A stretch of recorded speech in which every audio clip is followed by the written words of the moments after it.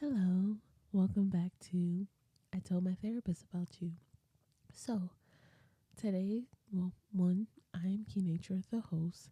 Today, we're going to talk about how I did not enjoy my pregnancy. And you're probably like, why is this, you know, a topic for, a therapy? Like, why would you go to therapy and talk about this?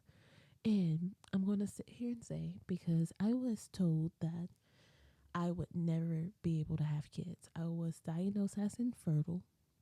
I was also diagnosed with an incompetent cervix. So if I were to get pregnant, apparently my body was not going to be able to bear the child, like carry the child. So I was like not supposed to get pregnant according to according medically. I wasn't supposed to get pregnant, but I did. I did get pregnant, and I didn't enjoy it. I have a lot of guilt for not enjoying my pregnancy because I feel like I should have. Like I should have enjoyed being able to experience something that I had wanted for most of my life and then told that I couldn't have. So it was a miracle. Like my baby is a miracle baby because he's not supposed to be here if you go off of what I was medically told. And of course sometimes medical uh I'm trying to say this. Of course, sometimes doctors is wrong. Like that's understandable, but I tried and tried and tried for years, and it never happened. And when it did happen, I found out before my baby. I found out on a Tuesday, and I was miscarrying by Friday. Like the I didn't even have time to enjoy the thought of being pregnant. So, um, it was shocking. It was shocking when I didn't get my period, and then I took a pregnancy test and I was pregnant this time around. I was a nervous wreck, like an absolute nervous wreck the entire first half of my pregnancy until 12 weeks. Um I said first half, like first third, like the first trimester. I was a nervous wreck because I was terrified of losing my baby again, and I kept telling the doctors like, hey, I was told I couldn't carry a baby. Like, is everything fine? Is my cervix okay? Like, I, y'all don't even want to know the medical bill I racked up going to the ER so often, because every little thing that seemed off, I was like, ER I go. We're gonna figure it out. This baby's gonna be okay. ER I go. Like it was bad. It was bad. And my emotions, my pregnancy symptoms was horrible. Like horrible. I didn't have morning sickness or heartburn or anything, so I guess I should be grateful for that. But I have bipolar type 1, as y'all know from the beginning, and I thought I was going to be okay off of my meds for the pregnancy. But your pregnancy hormones and stuff messes with your emotions already. So imagine having your emotions messed with for like a normal person, and then you have, well, I'm normal, but you know what I meant, like someone that don't have a mental illness. So it's hard for them. Imagine having bipolar type 1 that you have to take medication for the like I have to take medication for the rest of my life to be semi okay. So I got off my meds because I couldn't take it while pregnant to be like make sure the baby grew okay and not harm the baby.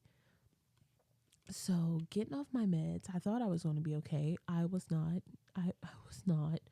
I was losing my mind. Like, oh my God, it was horrible. It was horrible. Like my emotions were everywhere.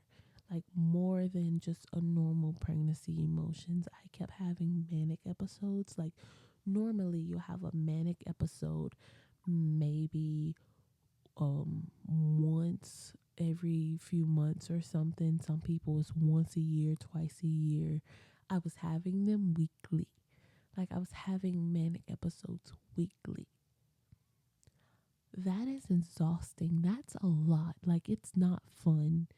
And it was all because I couldn't take my meds. But I wasn't gonna risk my baby's life. I was carrying a miracle child at this point. Like I literally my baby is a miracle baby. I will not ever not say that he's something different because he is a miracle baby.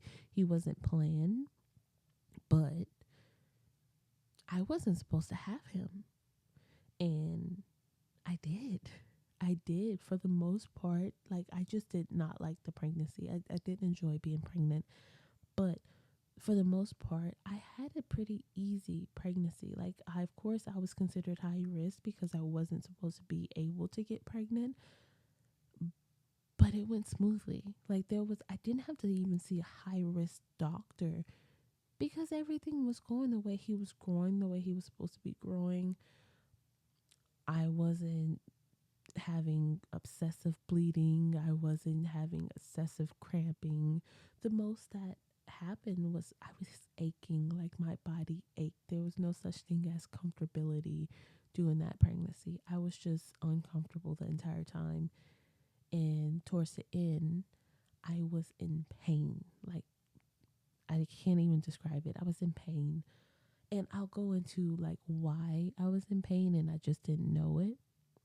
But we'll get there. So, I of course had like normal pregnancy symptoms, kind of like the cravings, the weight gain. Even though I didn't gain much weight, the emotional.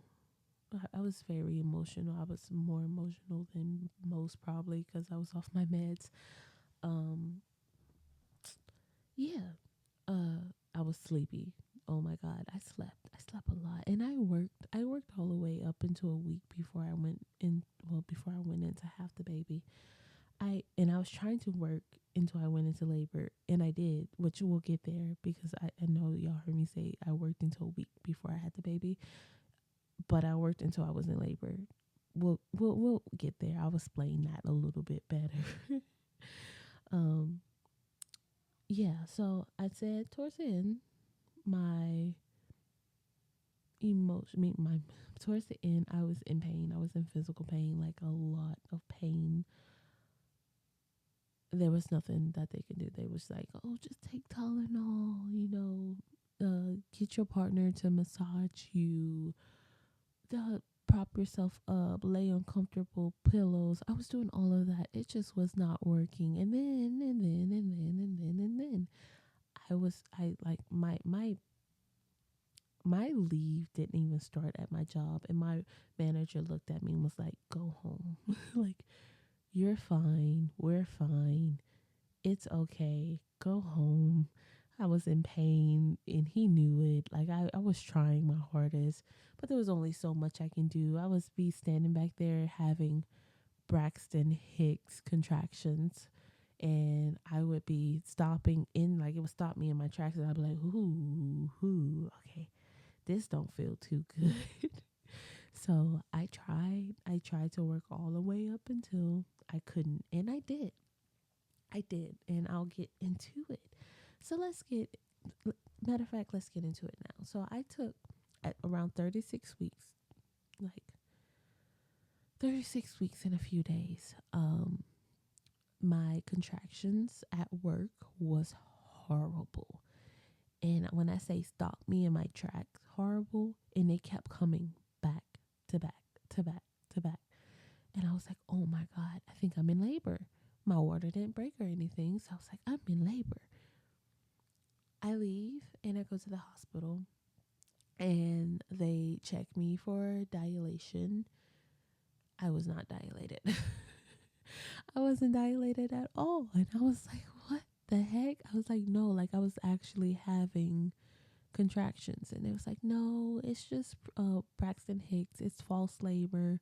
You're okay. You're good to go back to work tomorrow, whatever, right? So they sent me home. That was awful. And luckily they did stop. The contractions did stop. And come 37 weeks, I go to my OB. They check for dilation. I'm only 1 centimeter dilated. I'm like, this is crazy. I asked them to do the sweep. They do the sweep. Like 2 days later at work, those contractions come back, the same ones that I had. I was like, oh my God, this is painful. Go to the hospital. It's just Braxton Hicks. It's false labor. It's prodromal. I don't even remember labor, which is just false labor. I was like, oh no, you're fine. You're fine. They hooked me up to the little machine. They even saw that I was having what they call true contractions. But they still was like, nope, it's false. You're not dilated. I was still only 1 centimeter dilated. Yeah, your body's just preparing for labor. I worked like that until I was 39 weeks. And that's when my boss was like, go home. So I went home, and then the next day I had a OB appointment. And he was like, well, I was still only 1.5 centimeter. I did not move at all for my dilation. He was like, well, I can induce you if you want. And I had a birth plan where I was like, I want as little medical intervention as possible. I was going to do everything naturally. I wanted my baby to come naturally. I will wait until 43 weeks pregnant if I had to. I couldn't do it. I was in pain. I was like, if you can induce me, put me on that list. Call me when you can. They ended up calling me right after I left the appointment, and they was like, oh, we can induce you tonight at midnight. And I was like, I'll be there. Like, I'll go right now. And I had that lady laughing because I was so serious. I was like, I will go right now. I was in pain. I was over it. I was having contractions. I was like, it wasn't fun. I ended up going in at midnight, and they started doing things to induce me around like 1 o'clock. Nothing happened. For hours. For hours, nothing was happening. They had to come in. They had to break my water. They had to break my water because it just wasn't working. I wasn't dilating, so they were trying to get me to dilate. I was still at 1.5 centimeters after hours of them starting to induce something. And they was trying their hardest not to give me pitocin until I was 4 centimeters, I think. So they were trying, like, there was pills that they were putting, in me to start into induce me, and it wasn't working. They broke my water to see if I was going to dilate. That wasn't working. I got, I think, to 2.5 or 3 centimeters when it was like, okay, we're going to start the pitocin. And I was still adamant. I was like, I'm going to have this baby naturally. Like, I'm not getting an epidural. Like, I'm not doing it. Well, they started the Pitocin. They kept going up and up and up. It wasn't really happening. Like, I was having contractions, but they were like what I've been having for weeks. So I was used to it. I was like, oh, well, there's another contraction. Like, oh, okay, this is not anything. Like, if they stay like this, I'll be fine. I was so naive. So they kept up in the Pitocin, and then finally, I think I got to 4.5 or 5 centimeters where those contractions was. I would be able to try to be walking. I would be swaying, standing, just I was doing all of that because it was horrible. It that's pain that I don't know how women do it. I don't. But so I was finally, dilating and having contractions. And I asked for that epidural. I asked for it during a contraction, and my nurse, God bless her soul, she knew of my birth plan, so she was like, no. She said, I'm not giving you that wish unless you ask me for it when you're not having a contraction. And I was just like, oh my God. And but the contractions was coming back to back to back to back. So I got up, I went to the restroom, and when the contraction ended, I was like, okay, I want the epidural. She said, are you sure? I said, yes, I want the epidural. So they came in, the anesthesiologist, he was great. When I said that, I didn't even feel it. I didn't feel him give me the epidural. I didn't tense up. I was having contractions while he was giving me the epidural, and I was able to stay still, not scream, not move, not wiggle, not do anything. And I am proud of myself for that because those things hurt. Don't know how women do it. If I were to get pregnant again or have another kid, I am immediately going in there and was like, okay, epidural. I'm so serious. I will ask for it every time. But this is where the story goes a little down. I got the epidural. Still was, having to wait on my body to dilate more before we could do anything. Well, I was not feeling good. I could barely keep my eyes open, and I don't remember all of this. So I'm going off of like what I had my mother-in-law and my mom and my boyfriend all in the room. So I had to go off of what they said happened. Well, they said that said I wasn't feeling good and I felt like I had to throw up. They gave me a little bag. I started throwing up. I apparently threw up a few times. And then my blood pressure started to drop, which caused my baby's heart rate to drop. I had a great nurse, Nurse Judy, that lady, Nurse Juju. I am 100% sure me or my son would not be here if it wasn't for that lady. She did an amazing job. So my blood pressure started to drop, and there's a technique to get my blood pressure to go up that she kept using, which was like I was on the bed. She would flip my head to where I was like this, like diagonal upside down, and it would bring my blood pressure up, which would help his heart rate.